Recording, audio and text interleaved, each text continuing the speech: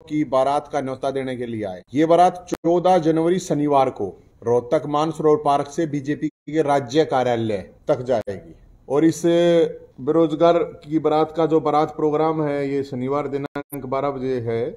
इसमें बाती है गूंगा विपक्ष, इनको बाती बनाया गया है। लंच है सरकार के झूठे आश्वासन, तो अपना खा पी के आना है, ये ना सोच का है कि बारात में कि कुछ खाना पीने का भी मिलेगा। बारात की चढ़ाई 12 बजे, फेरे हैं सीएम की मर्जी है। जो दुल्हन है वो है सरकारी नौकरी और समाधान, जनता की समस्याओं का समाधान। फिर ये बच्चा जो है वो कहता है बेरोजगारों की शादी में सरकार को जलील करने जलूल जलूल आना, सुना होगा ना आपने। और ये दहेज नहीं है, इसमें दहेज नहीं चाहिए है, ये डिमांड है।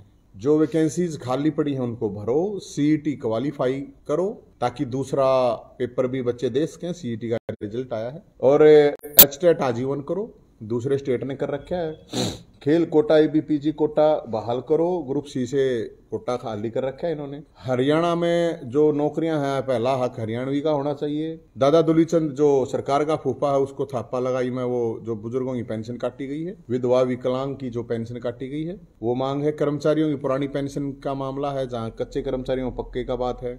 और कुछ दिन पहले मेरे को जेल में डाल दिया था इन्होंने, तो जेल में डाल दिया था। तो सबसे पहले तो मैं जेल मंत्री से एक रिक्वेस्ट करूंगा, मानवता और इंसानियत के नाते मैं उनसे ये रिक्वेस्ट करूंगा कि भाई कम से कम जो जेल के अंदर कैदी हैं 70% जो लोग हैं वो निर्दोष हैं, तो कम से कम सर्दियों में नहाने के लिए गर्म पानी, क्योंकि मंत्री जी अगर खुद नहाते होंगे वो गर्म पानी से भी नहाते हैं, तो थोड़ा एहसास करके देखें इतनी सर्दी में नहाने में, तो ठंड में कैसे नहा पाते होंगे वो लोग। तो मैं उनसे विशेष आप लोगों तक के द्वारा बात पहुंच जाए तो एक विशेष रिक्वेस्ट भी है ये, क्योंकि ये कैदियों ने कहा मेरे को, वहां पे जो कैदियों की समस्या है, पैरोल की समस्या है या कोरोना काल की जो छुट्टियां उनके साथ नहीं जोड़ी गई हैं। और ये बात मैं नहीं कह रहा, अकेला राष्ट्रपति जी ने भी कहा है। और दिल्ली के अंदर तिहाड़ जेल में एलजी साहब ने वहां पे ये हो गया है कि गर्म पानी कम से कम, अब इतनी दूर वालों ने सुन ली तो मेरे ख्याल में इनको भी सुन लेनी चाहिए। तो ये जो मुख्य मांगे हैं इनको लेके बेरोजगारों की बारात निकाली जा रही है। हरियाणा टॉप में है बेरोजगार में,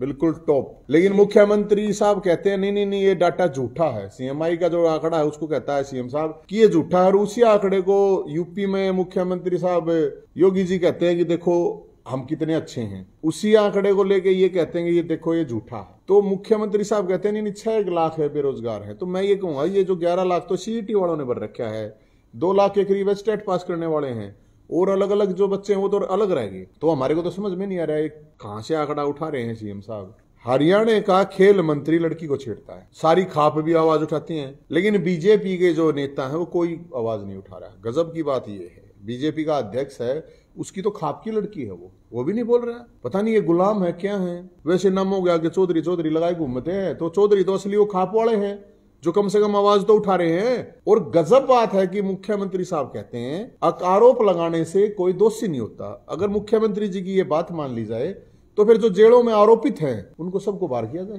वो तो आरोपित ही हैं। मुश्किल से 20% लोग हैं वहां पे जो अंदर जिनको सजा हो रही है, बाकी मैक्सिमम तो आरोपित ही हैं। मुख्यमंत्री उसका बचाव करे। हम ये कह रहे हैं मुख्यमंत्री साहब से कि भाई आप एक बात बताइए सीएम साहब, अगर यही लड़की आप लोगों की किसी की रिश्तेदार होती और नवीन जयंत पे आरोप लगा देती तो क्या मुख्यमंत्री यही बोलते, या नवीन जयंत जेल में होना था? तो हम ये कह रहे हैं इनका दोनों का नार्को टेस्ट करवाओ, खेल मंत्री का भी, उस लड़की का हाईकोर्ट के जज से करवाओ। ये तो बहुत शर्म की बात है ना। पूरे देश में कितनी बेइज्जती होने लग रही है बताओ। अगर हरियाणा या खेल मंत्री छोरी छेड़ है बताओ, लड़की को छेड़ता है। अब सीएम साहब ने ये बारात बेरोजगारों की बारात से डर के 1-2 दिन से बोल रहे हैं वो, अगर मैं 6 महीने में 50,000 भर्तियां निकाल के भर्ती कर दूंगा। पिछले 3 साल में 10,000 भी भर्ती नहीं करी, अब 6 महीने में 50,000 कह रहा है। तो मैं तो सभी बेरोजगारों को, खासकर नौजवान साथियों को ये कहूंगा, भाई अगर अपने को घर पड़ा रहना है, तुम्हारे को रजाई में पड़ा रहना पड़े रहो। अगर अपने हक के लिए सड़क पर आ जाओगे तो तुम्हें नौकरियां मिल जाएंगी, नौकरी मिल जाएगी तो शादी भी हो जाएगी, नहीं तो अपने ऐसे ही धक्के खाते रहो। कोई सवाल हो तो बता दो। आपने कहा भी जो फेरे हैं वो सीएम साहब की मर्जी से होंगे, हाँ, तो इस हिसाब से तो सभी बेरोजगार हैं वो कुंवारे रहेंगे। नहीं वो उन्होंने कहा तो है 50 लाख दुल्हनों का, 50,000 दुल्हनों की तो कही है उसने, लेकिन मैं कह रहा हूँ 5 लाख जब वैकेंसी खाली है तो 50,000 दुल्हनों से बात तो नहीं बनेगी ना। 50,000 की तो उसने भरी है, लेकिन घोषणा है, घोषणा वादे हैं, वादों का क्या भाई, वादे तो हर 3 साल से करते आ रहे हैं। हमें तो डिलीवरी चाहिए, वो डिलीवरी है ही नहीं। तो इसलिए वो हमारा तो ये बारात का प्रोग्राम है, और हम तो ये कह रहे हैं जिनकी शादी वादी हो रही है वो अपना कोटमेंट जो कुंवारों वो देते हैं, वो वहाँ अपना उस तैयारी से आए है नहीं, पूरे तरीके से आए, बैंड बाजा बारात सब कुछ होगा। अब ये बेचारे इतने कितने दिन हो गए घूमते, और ये इस नंबर पर रजिस्ट्रेशन करते हैं अपना 70 27 822 822। जब भी आंदोलन होता है, हक के लिए आवाज उठाई जाती है, तो प्रशासन का डंडा पहले चलता है। तो बेरोजगारों की बारात लेके निकले हैं, जगह बता दी गई है, तो प्रशासन की तरफ से अत्याचार है, उसके लिए आपकी क्या तैयारी? कोई बात नहीं, प्रशासन तक डरना मैडम। भगत सिंह फांसी चढ़ गए, नेताजी सुभाष चंद्र बोस ने जिंदगी अपनी बर्बाद कर दी देश के लिए, चंद्रशेखर आजाद, मदन लाल धिंगड़ा, उधम सिंह, पता नहीं कितने लोगों ने बलिदान दिया है। हमारा भी हो जाए कोई प्रॉब्लम नहीं, के कर सके हैं, जेल में गिर सके हैं, केस लगा सके। हम विपक्ष की तरह मुर्दे तो है नहीं, जिंदा हम तो, और जिंदा है तो फिर हम तो लड़ाई लड़ाएंगे, सीधी बात है। डर उनको लगता है जो माल कमा रखा है, पैसे कमा रखे हैं, उनको तो डरा लेगी ये सरकार, हमारे को थोड़ी डरा सके। अब तक कितने बेरोजगार जुड़ चुके हैं? अभी इस पे करीब 4500 लोगों ने रजिस्ट्रेशन अपना करवाया है, कॉल करके बता के कि भाई हम आएंगे। बाकी मेरे लक्ष्य तो चाहे कोई आओ, लगता है उनको तो आ जाएंगे, नहीं लगता बताओ। वो 5 लोगों की भी बारात होती है, होता है ना ब्याह 5 लोगों का, तो हम तो 5 वाला ले जाएंगे जी। कोई किसी ना आना होगा तो वो मर्जी है उनकी, बाकी तो सबका है, ये तो सबका है। क्योंकि एक इशू नहीं है, बेरोजगारी का भी इशू है, दूसरा कर्मचारी का भी है, बुढ़ापा पेंशन का भी है।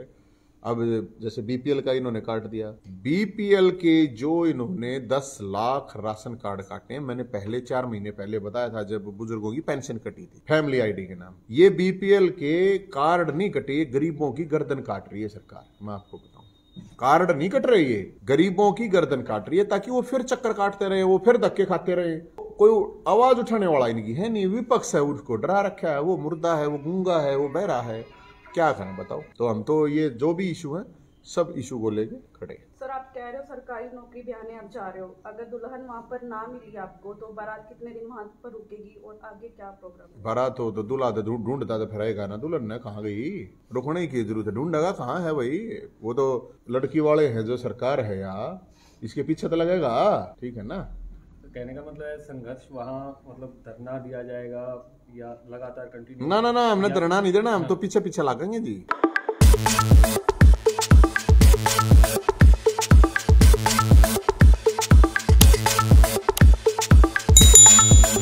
साथियों, मजदूर वाणी आपका अपना चैनल है, इसलिए सब्सक्राइब करें और घंटी वाला बटन जरूर दबाएं।